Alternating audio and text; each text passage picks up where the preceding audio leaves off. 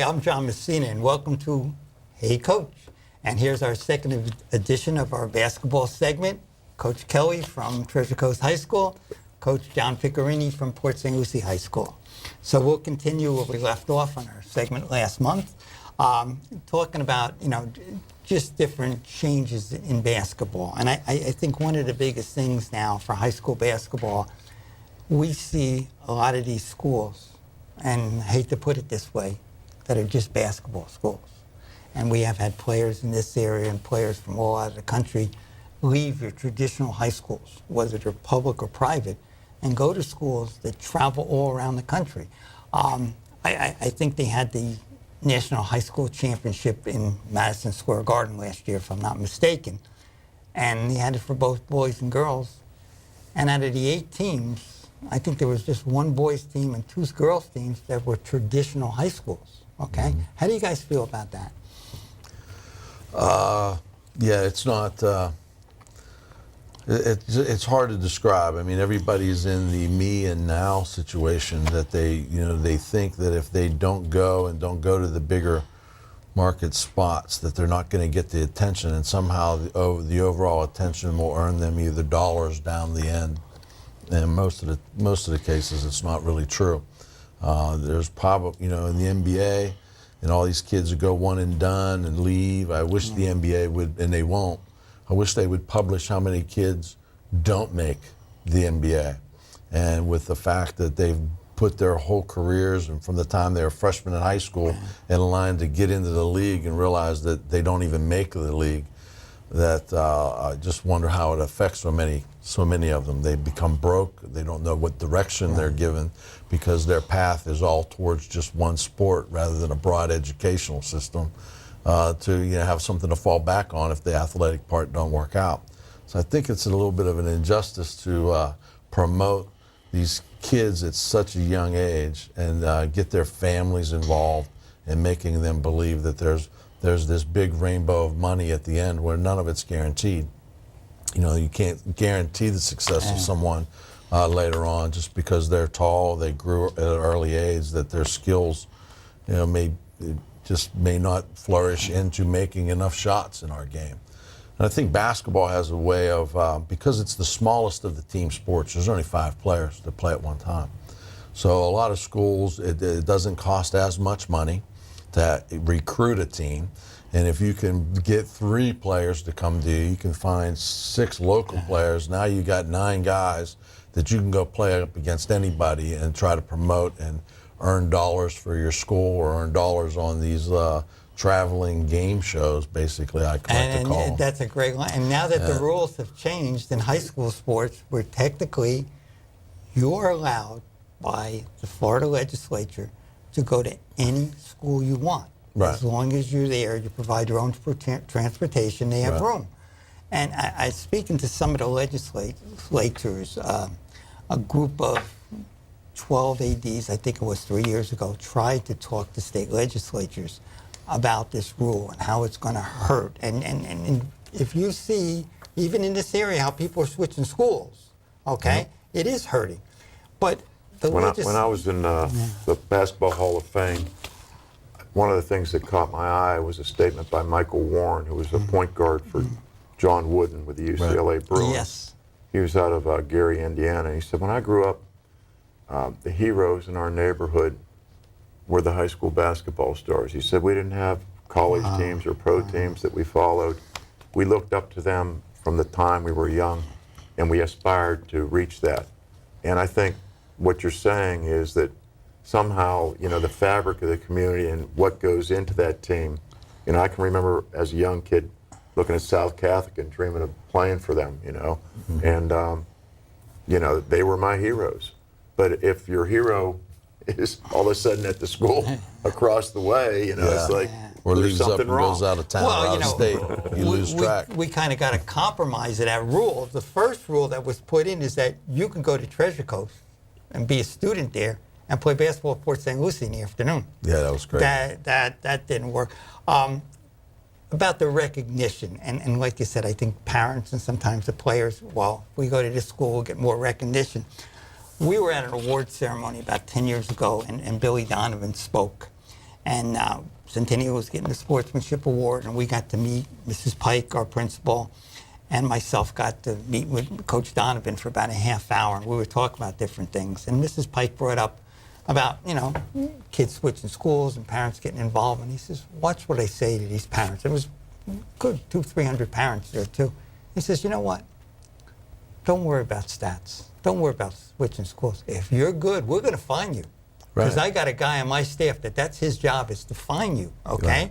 Right. And now, and maybe it's a trickle down from the NBA where they have these super teams now, okay? Right. Everybody wants to change teams.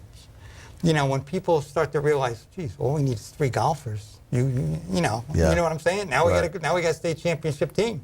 Right. I mean, let's go back to our school after the golf season's over. Right. But it's something that, and what do you think about the one and done in college? How do you guys feel about that, Coach?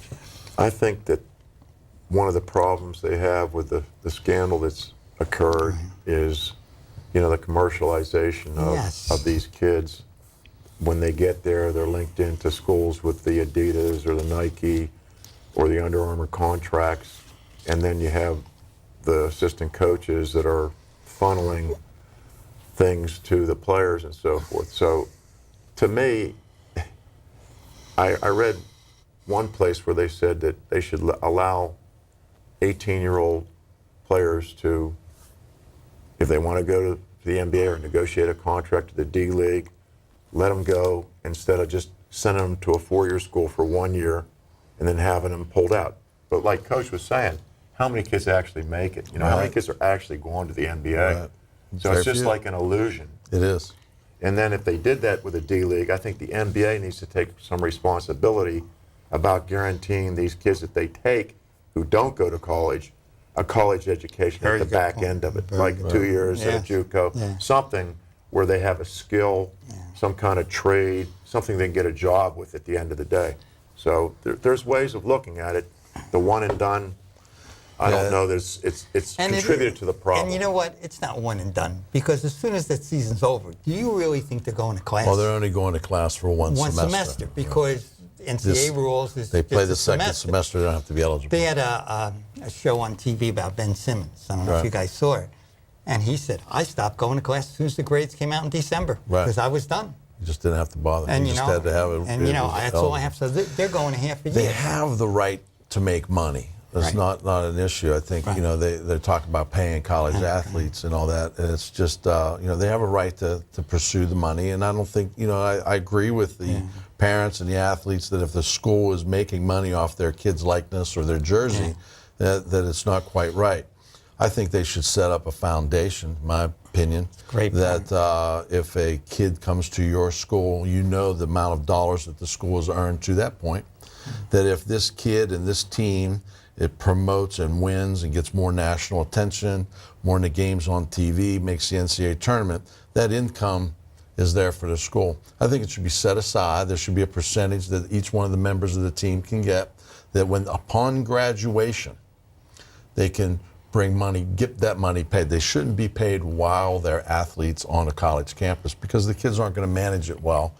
But if they know that there's a certain amount of money that's being put away for them as they're earning their degree, representing the institution in a proper manner, that when they graduate or enter the pros and become popular and make money, that the university could have a check from a foundation to them for participating in the school or the university. That's what Dick DiBenzio fought for his whole life, to get the players some kind of per diem or something where they were getting some kind of something back. I think we all can see that.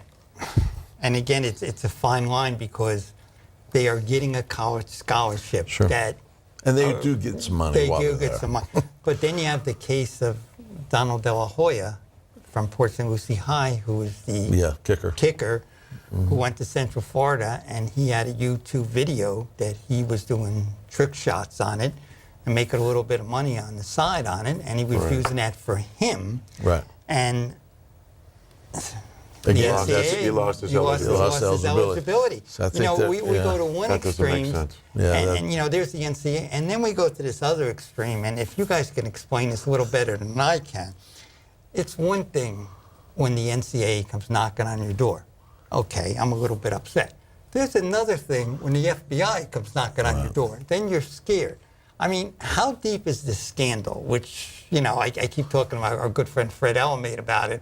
And Fred keeps saying the shoe's going to drop, you know, and it's going to make some changes. I think the biggest reason why the FBI kind of got involved, that it has to deal with income and people. And I don't know if I'm not sure of this at all, but like, you know, whether it's the IRS and tax revenue and where is this money coming from that's being spent and how is it allocated and where is it dividing up to? You can't just write off that you gave $15 million. Where's this $15 million going to? So you have AAU organizations or travel basketball teams that are getting funded a couple, $20,000, $30,000 a summer to get on planes. Well, is all of that money being spent in the right places at the right time? If I get $30,000 from a shoe company and I only go to 2 tournaments, and those 2 tournaments basically cost me $5,000, what am I doing with the other $20,000? And I think what has happened is somewhere along the way, someone reported that there is a misallocation of funds. Somebody's handling large amounts of money that are being unaccounted for. And it's ending up in these kids' pockets where the NCAA was like, well, we don't deal with how much money they make. Or we funneling down to somebody to come to the school. So that's right? where investigations got involved, and they're finding out at the top end of large shoe companies, money was being spread around and people were pocketing money without turning it in. And now you have money laundering situations where people are using money and laundering money. That's a tremendous explanation for and this I think issue. that's I haven't why, read anything that was that detailed. I want to get him as a guest speaker in my government class.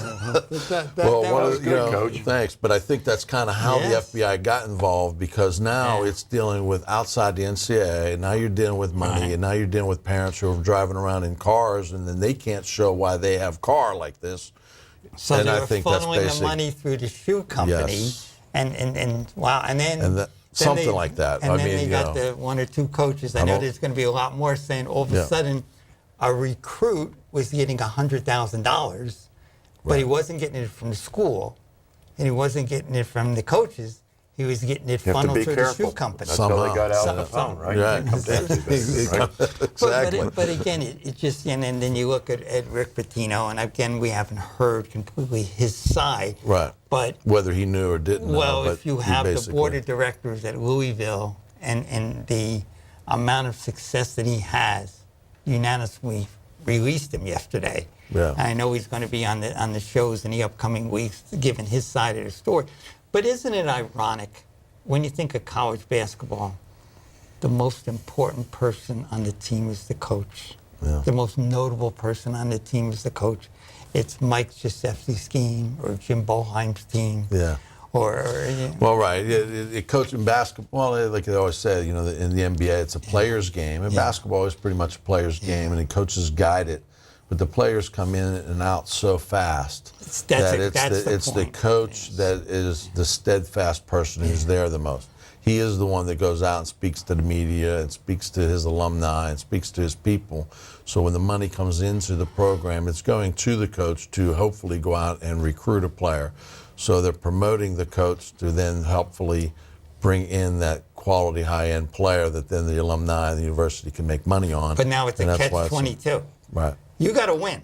Yeah, you got to win to keep that's your why job, some coaches don't make it after 3 years. Right. You know, whether they can coach or don't coach, or whether they brought in a player, and then, you know, being just a little bit, you know, the small college level where people go, well, why didn't you recruit that guy? Well, you know, there's a lot of coaches recruiting the same player, and you're not just because you want to recruit the guy doesn't mean the kid's going to sign for you. So you have top-end coaches knowing that this one player is going to make the difference.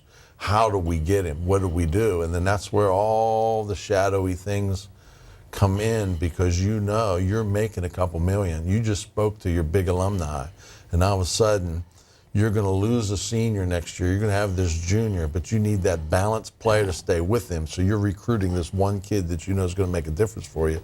A lot of pressure. Well, the good news is you have people that are doing things the right way, and at the end, they will emerge and they will prevail. There are people that are doing that all over the place. And when you link people like Brad Stevens into the professional ranks, and you bring some of the best college coaches up there, then that changes the game a little bit too. But if you think about it, name me a college that in the last 10 years hasn't been on probation in one of the 3 or 4 major sports. It's very few. No, It's right. very, very few. And I know sometimes the NCAA regulations are you know, Arbitrary. they're arbitrary, they're trivial sometimes. Yes. I always talk to Fred about, look at Ohio State years ago, what they did to Jim Tressel Yeah. over tattoos. Yeah. And then you think of the scandals at Baylor, which I'm still wondering why they have never been punished there, you know. And then what North happened? Carolina. North Carolina, who Just kind got of off. Just got off. And then, and then I don't Penn know if that State. sends a great message. I know. It's, you know. Well, we it's the don't- fantasy world that people in the internet and television are trying to live in. Everybody wants their 15 minutes of fame, and everybody's clamoring over something that they believe is going to make them truly successful or famous. But how many people, you know, we got all these kids and all these people watching America, The Voice and American Idol, and who can tell me who won the second episode? People have such a short memory of that, but yet they spend their whole lives trying to get to that moment where everybody's actually going to forget about it. And there's no true substance to the culture of America. And that's kind of where we're finding our whole Yeah, that's what we system tell our falling kids. apart. It's We just try not to a tell our system. kids, take small steps in the night while everyone else is sleeping, Yeah. and that you can get there that way. But they want to take that giant quick step. Oh, well. They do. Everybody by thinks part. it's just getting in there. I mean, I think it was Jim Larinaga at Miami when he was at, Good what guy. school was he at before that? George Mason. Yeah. He went to the Final Four. Yes. He said the amount of publicity that the academic part of the school told him, that the amount of publicity that he got for going to the Final Four knocked up admissions like Yeah. 5,000% because he made it to the Final Four. Right. Just getting that exposure. And are we, you know, and now, you know, you look at the NBA, and again, everything, like I said, is a trickle-down effect. You have the super teams. Everybody wants to play. Now we're getting into, we're going to wear advertisements on our uniform. Is that going to trickle down to us? Let's hope not. Yes. I mean, Hope not, we'll be out of there by then, I'm sure. but it just trickles down, and you know, going back to one of the topics you mentioned before about college athletes being paid.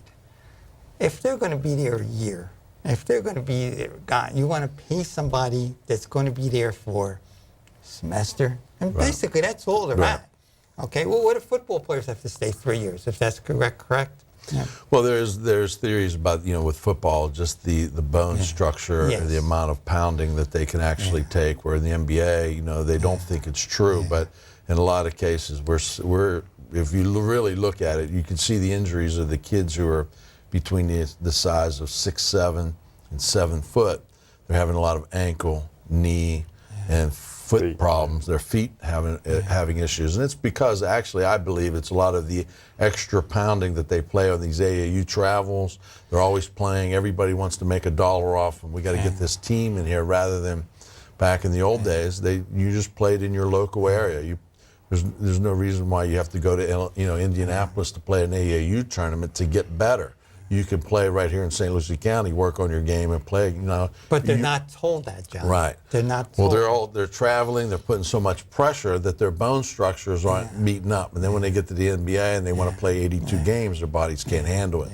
So I think silently there's people discussing getting rid of the one and done. They just don't quite know how to do it yet, or who's going to be the fall guy when they go to implement it. Is it going to be the NBA or is it going to be the NCAA? And that's where, you know, the outrage. I think they're trying to set up with the G League. It's no longer the D League because Gatorade took it over. Really? Yes, Gatorade took it over. And I think that's going to set up into something to that point where they're going to give kids the option not to go to school. Right. And a lot of people go, well, that'll be the downfall of college basketball. No, it won't, because people love their universities. They love their institutions. The alumni look back at their place. And there are so many players that when the NCAA tournament comes around, basketball will be more about the team rather than the Right, the individual. So the concept of the sport won't go away. See, you brought up a great point. Basketball is one of the few sports that you can take a high school superstar and put them right into the NBA. And it has happened and has worked already. You can't do that in football. No. 99.9% you can't do that in baseball. These big round draft choices, first round draft choices, whether at a high school or whether they're 3 years in college, they go to the minors first. For a couple years, If yes. they could set up a league, okay, you don't want to go to school. Right. We don't want to waste your money at school. We don't waste on your so-called education, okay? Right. If you could set up that G League, that you have an option. I can go to college, I can go to the G League. If you go to the G League, you go in for a 2, 3 season, years. 2, 3 years, or a Yeah, season, or even a year. and Right, be there could be your evaluated one done after there. that. But you know, I think it's leaning toward that. that would be, you know, just giving people the option on that. How do you feel about that, Coach? I think where they get paid is when they get their degree. You know, the average income of a young man that has a high school degree is $30,000 per year or less than one that has a college degree. Now, when they have that, when they get that degree, that trade, whatever it is they're going to do, one of the things I really respected about Vince Carter, even though he missed a game, he went back to get his degree. Yeah. And these one and dones, when they do go back to school, because that school is committed to them for their scholarship to get their degree, that's going to make their lifestyle and their family's life much better. So I think if they could back end the G League with 2 years at a junior college and all the money the NBA makes, I think they can afford it. Yeah, you know, there's enough time. There's only so many things physically you can do during the day to work out. Correct. You know, you can't work out 8 hours a day. Right. Every day.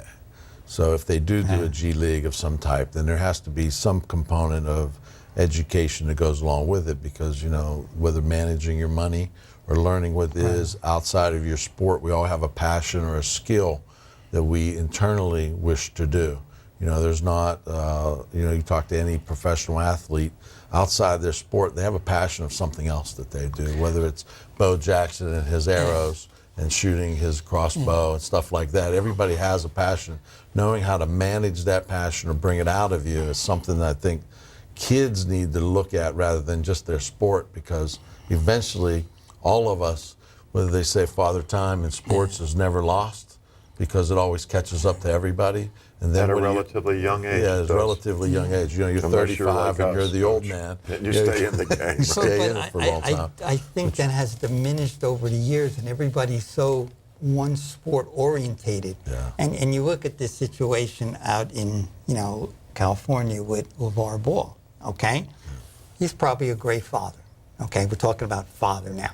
But, I mean, for him to dictate, you know, where his son's going to go to school. I don't like the new coach that came in, because he told my son he can't take 50 shots a game. I'll tell your son right now, you're not taking 50 shots a game, okay?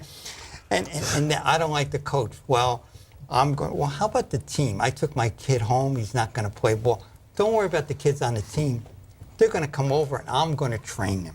Okay, is this going to set a protocol? And see, the thing I'm afraid about is, because we have in Florida this thing where you can go to any school you want. And I really don't think we have tipped the iceberg on that. No. Because I think when parents are going to see, as you go through a whole year, wait a minute, you just won a state championship, but 9 of those kids weren't at the school. Wait till next summer. And you know, wait till parents catch up on how to do this. And of course, it's illegal now. I'm not talking about anything illegal. This is legal. Where is your team concept? You know, that school that, you know, the youngest Ball son went to. There's no loyalty to that school. There's no, I guess they got to the state finals last year, I think, and they lost. And they had most of the team come back, but there's no loyalty anymore. We don't think about schools, and you guys mentioned being from Pennsylvania, community orientated anymore, right? Yeah. That is going to be, you know, that is a problem where everybody's running for the rainbow. I've mentioned that a couple times now. You know, if you have talent, your talent will get you as far as your talent will get you, and that's really where it is. I mean, no matter what you feel you are as an athlete. If you go chasing the rainbow, it's not going to be a better rainbow.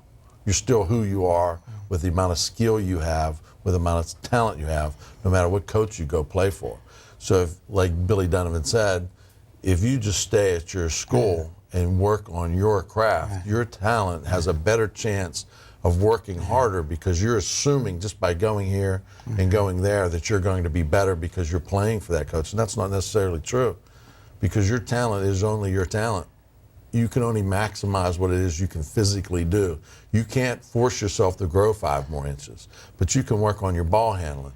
By just going to play with those 4 other good players doesn't make your ball handling any better. You still have to put in the work. But we are being promoted this by television, okay? Yeah. Even with football, okay? There's nothing to win the state championship anymore, okay? Right. I'll give you an example. You know, I had some good friends down at St. Thomas Aquinas. They probably will win the state championship this year, but they went out to California after playing a game on a Monday in Fort Lauderdale, went to California and lost their school out there, Centennial, out in California. So their national championship hopes are out. Now, we never thought about national championships. I mean, you just take that away from the kids. I think that's why you just have to stay within what you're doing. But how do you do that, Coach? You develop a culture where the kids feed off the belief that they can succeed, or that they can maximize what they can do as one, you know, as a whole, and, you know, give up themselves to that greater cause. And they feel like it's a vehicle that they can be successful through. So it's not measured by, okay, what's the end result going to be? It's measured by, okay, we're going to stick together and we're going to go through this journey and try to do things that we could not do by ourselves. I think once you develop that culture, then you're not worried about being judged by the outcome, because the process is an experience that, you know, you can't have without one another. Too many people are looking for that quick fix, when, you know, the long-term thing of where he comes from and where I've come from, you know, you work and you stay with it. You know, you stay with it, and the results will come to you based upon your work. If you go running around looking for other things to add to you, it just never really sticks. You're going to have coaches who are going to run around and say, well, if you come play for me, I'm going to do this. Yeah. You come play for me, we'll do that. May have a one good year, but their long-standing career will be very when short. somebody else comes in to take Right, your because spot. they'll be short, because they don't know how to manage the entire program. They don't know how to manage people's lives or their own life. It's such a quick fix all the time that they'll burn out like a quick fuse, rather than just being a long-standing candle that burns strong through the night. Well, I want to thank you guys. Thank you. This has been a great 2 shows, great hour with you guys. You know, both of you guys are a credit to high school athletics. You do great, you know, work for the kids, and a lot of times that goes unnoticed. I wish both of you best of luck. You're in different districts. I both of you win your districts. I'm going to try to come out to some of your games and keep doing what you're doing, because both of you guys are doing the right thing. Thank you, John. Thank So you, John. I want to thank you guys and thank everybody for another edition of Hey Coach.